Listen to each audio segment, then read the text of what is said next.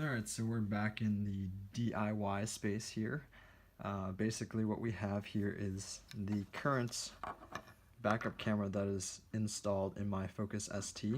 And the problem with this is that this thing, when it's attached here, it sees a little bit too much of the ground and not enough of what's behind you. In addition to that, the LED light that is attached to here has gone out, so I think there possibly is an issue with that. And I think in addition to that, you know, this is like a 20-buck eBay purchase, so I think the quality of this isn't up to snuff with the OEM fitments of this as well. So if we're looking at these two side to side, they're not the exact same size. This one on the right here is a little bit thinner, the eBay one. And when you actually place this in, it's kind of a little bit flimsy, so I think that's one of the issues that I have with it as well. As some people complain about the tactile feed of the OEM item versus this here. This is like a basic button, whereas this click is a lot more tactile feeling.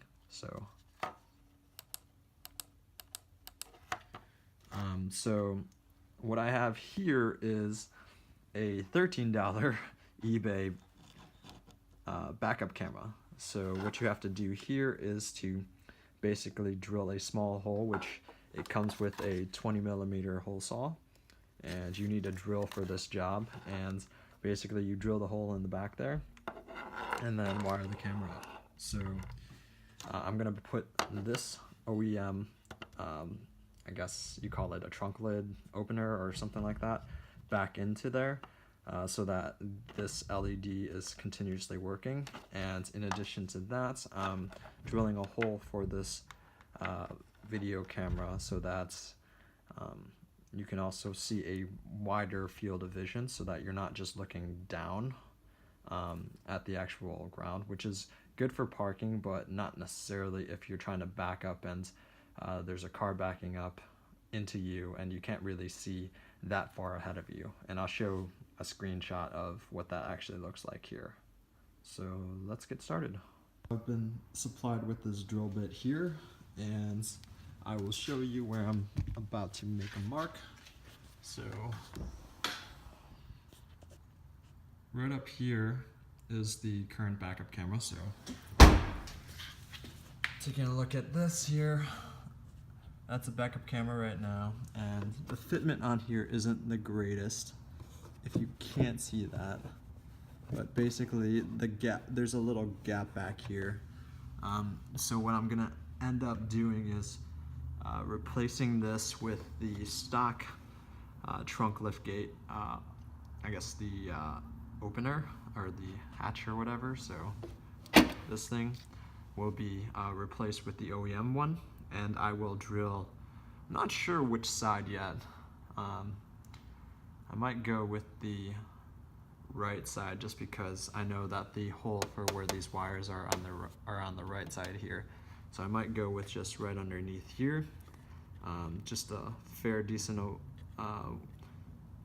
decent amount away from here, so I don't want, if somebody runs into this or if this breaks, this will all fall apart. So I'll take a little spot over here, mark a spot, and then drill in there, and then stick in the camera. And the clips that it has will keep it firm in there, so it should be all good. Other than that, I've tested out the camera. Make sure you test out the camera before you actually do this. So what you do is in the back here, you have to take off this, and there are two screws. That's a 9/32 a socket will fit into. You got to take that off, and then this panel will pop out, and then it'll review back here is where my two cables are, one for power from the front. If you haven't seen the backup camera install, you can check it out here and you can watch how that exactly works. But I will be wiring it to this here, and then connecting it back to this front part here. which, thinking about that now, might be an issue with the length of the cable, so we'll have to check that out too. So let's get started. We're gonna start by removing this panel, and we'll continue from there. All right, so I just took those bolts out, and now I'm just basically, you just kind of rip it out, but. All right, now we're back to bare bones, and what I was talking about before, right over here, that's where my video and my power cable comes from. And there are actual bolts, as you can see, barely in there. So there's two here, and two matching on the other side, and there's one through this hole here. And those are all reachable by 10 millimeter with a socket. So basically I have a socket extension as well as a conversion to, I think that's I don't remember what that is, but yeah, it's the smaller one. So, and it's connected to a 10 millimeter, and you will need to unbolt all 6 of those. And once you do that, be careful, because when you bring this back down, that's how this back plate is actually held in. So if you're wondering how that works, that's held in by those 6 bolts. And like I was saying before, I had to test this, so I took this off, hooked that up to the camera that I bought, and made sure that it worked. So make sure you do that. And also don't lose any of these bolts, because they kind of fall out really easily, and yeah, you don't want to lose those. All right, so I got those 6 bolts out. So like I said, one in here, one in here, one here, one here, one here, one here, and one here. So be careful when you put this back down, because this is gonna fall. Let's see. Nice and dirty.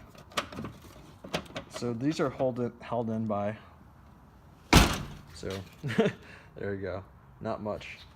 So you have the wire here that's holding this in, and that's basically it. So yeah, you don't want to let these wires hang, but I'm going to use 2 hands.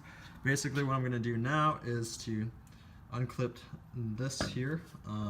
It's a push clip, so it'll take right out, and take this rear camera out, and then start looking where to fit this drill into, and then probably drill it from the back side out, probably because it'll make a little, I might have to sand some of it down to make sure it's smooth, but we'll see. So I put in the OEM LED hatch light, or the I guess the trigger to actually unlock the hatch.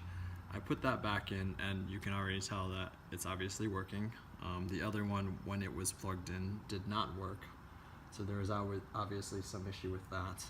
So what I'm going to do now is actually make a mark on the inside of this panel, and then drill from the top, or from the inside out, because I think that'll be a better, it'll be a cleaner cut, or a drill.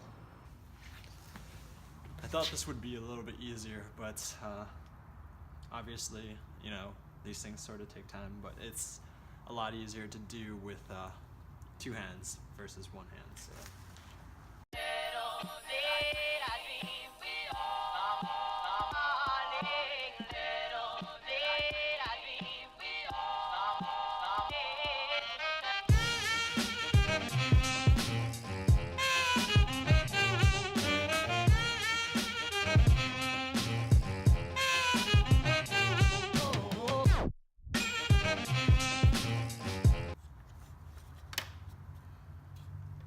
Make sure I don't break this.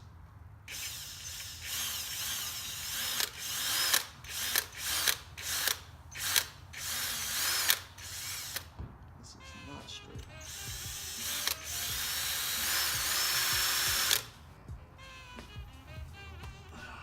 This is not very sharp.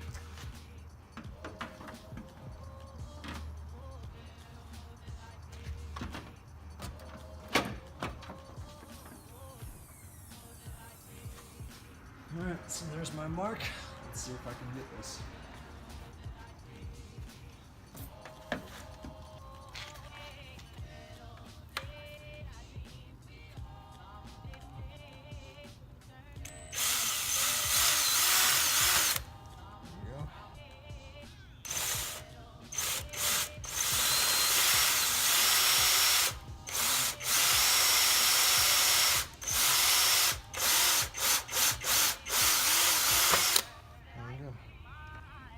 Got the hole.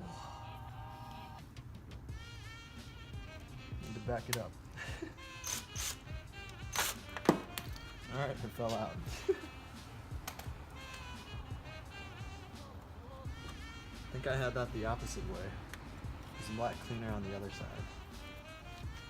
But we have our hole. And that's all that matters. Might have to sand that down a little bit.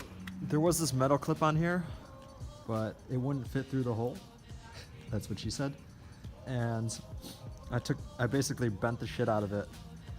So when we talk about coming back here, I'm gonna put this thing back on, rebend it so that we make sure that it won't fit back through the hole. This is pretty snug, so I don't think I'll have an issue with it. Plus I can pull up the slack so that it doesn't slack up that much. So but other than that, the other thing to do is to slap this back on and test it out to make sure that it works. Alright, so taking a look at what we have here, we basically have this mounted camera here, and then we have the OEM liftgate hatch thing. So yeah, we can go inside and take a look at the actual picture. Alright, let's put her in reverse, see what we see.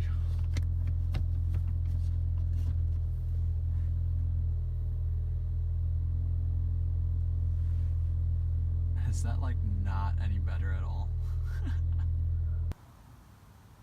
So it looks like I'm about maybe 7 or 8 feet away from the car, and I can barely see me carrying this toolbox here, which is not the greatest thing ever, I don't think. It's more pointed at the ground than anything else, which is kind of a bummer, but part of this was fixing this issue here, but also the other part was making sure that this light here is on. I think the overall determination is that all cameras, backup cameras, front whatever cameras, review cameras, backup cameras on eBay, anything that's worth $13 or $20, or anything that's not like 100, 150, like anything above that, is all garbage. So my recommendation would be, if you want something that just works, feel free to buy something from eBay, a backup camera for that. But if you want something that actually looks really nice in the screen, you're not going to find it on eBay. So, or if you do find it on eBay, it's going to be something that's either an OEM parts or possibly something that costs a lot. So you're definitely getting what you're paying for. And I'll put a link below to the different backup cameras that I've purchased for this.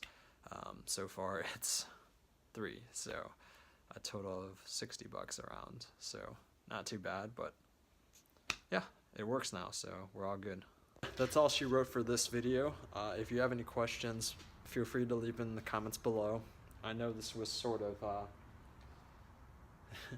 non-cinematic DIY, but yeah, this is just something that was annoying me when I was looking at this thing, and basically the camera, or the LED light was not turning on, so it was really annoying to me. And I think driving around it might attract some more cops or something like that. Not necessarily, but you know, a cop could probably stop you and say like, oh, some of your lights are out or something like that. So I wanted to prevent that as much as possible. But anyways, thank you all for watching, and I'll see you in the next video.